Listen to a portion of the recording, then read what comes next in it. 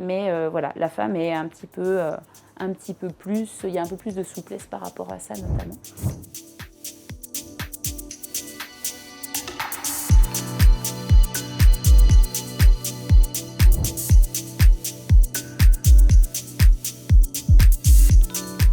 Très bonne question parce qu'en fait les recommandations elles sont assez floues.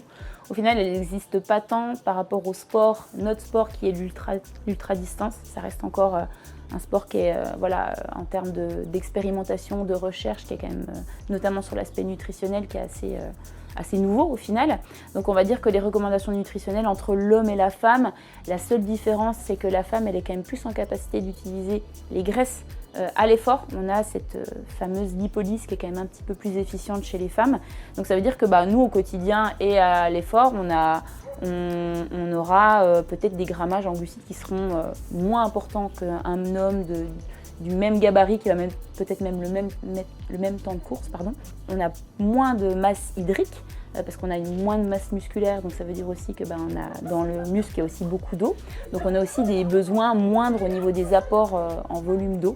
Donc ça c'est aussi de l'éducation, c'est-à-dire que la femme elle doit aussi s'écouter au quotidien par rapport à sa soif et ses besoins hydriques. Voilà, et puis après sur l'ultra, au final, l'autre recommandation, ça peut être des fois d'apporter un tout petit peu de BCAA, des acides aminés branchés via notamment la leucine, sur du très long, je dis, pour prévenir un petit peu de tout ce qui va être utilisation de certains acides aminés au niveau musculaire, et puis de permettre aussi d'avoir moins de problématiques au niveau sommeil.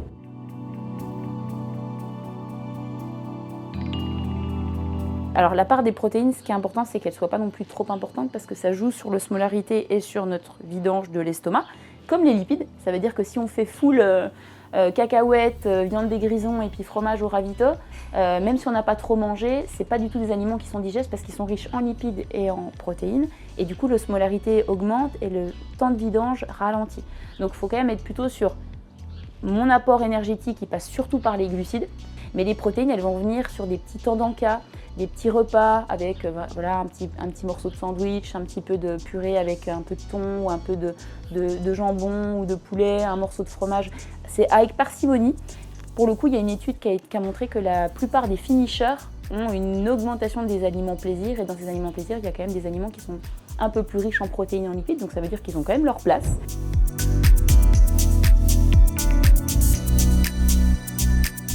Donc, on peut avoir un fractionnement très différent en fonction du profil de la course.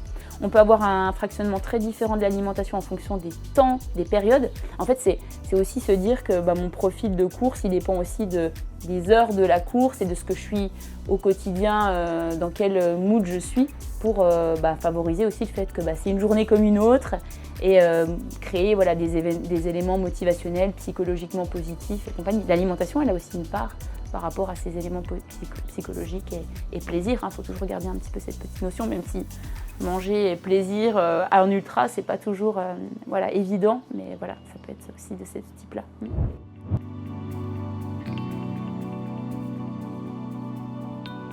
Alors sur la longue distance, en fait, ce qui est particulier, c'est que le volume d'entraînement doit être équivalent entre guillemets aussi à notre préparation. Donc forcément, quand on prépare un ultra, on s'entraîne quand même un petit peu plus sur le papier. C'est ce qui fait aussi qu'il y a si peu de femmes, malheureusement, en termes de pourcentage de participantes sur ultra, parce qu'il y a le temps qui joue une part quand même importante. Donc elle est quand même fréquente, je dirais qu'elle est même minimisée.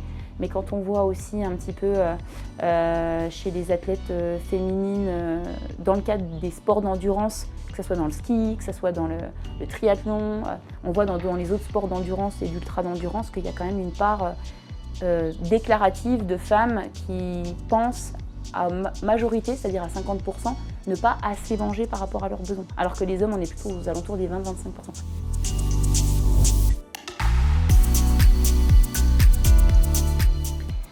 Je dirais déjà au quotidien de vraiment se questionner, comprendre un petit peu les choix qui nous guident, que ce soit sur le côté sensation, que ce soit sur la place des émotions dans notre alimentation et que ce soit aussi sur qu'est-ce que j'ai besoin, à quel moment j'en ai besoin, périodiser aussi un petit peu les aliments en fonction de mon sport, mon âge aussi, et puis ma discipline et dans quel en moment de ma préparation je suis. Donc ça peut aussi questionner un petit peu si au quotidien je mange les bons éléments et en qualité. Donc tester les choses, faire du gut training, faire aussi des confiance aussi à ces produits et les tester au quotidien. Et du coup ça vaut le coup de faire peut-être 2 biologies dans l'année pour être sûr que déficit et après carence ne s'installent pas, parce que des fois la carence elle aurait pu être prévenue, et les compléments, il peut y avoir de la place par moment pour ça, pour réélever nos leviers nutritionnels. Ouais.